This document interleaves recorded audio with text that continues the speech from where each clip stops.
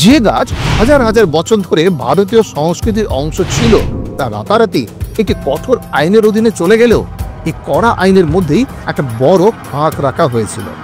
কারণ সরকার বুঝতে পেরেছিল যে ভাঙকে নিষিদ্ধ করলে তা মানুষের ধর্মীয় ভাবাবেগে আঘাত করতে পারে এবং সমাজে বড় ধরনের অশান্তি তৈরি হতে পারে। শুধু তাই নয়, সরকারও নড়ে যেতে পারে।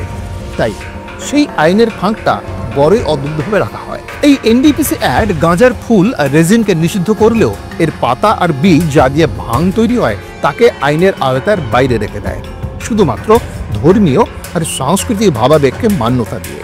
অর্থাৎ ফুল আর আঠা নিষেধ, কিন্তু পাতা এবং বীজের ছাড়।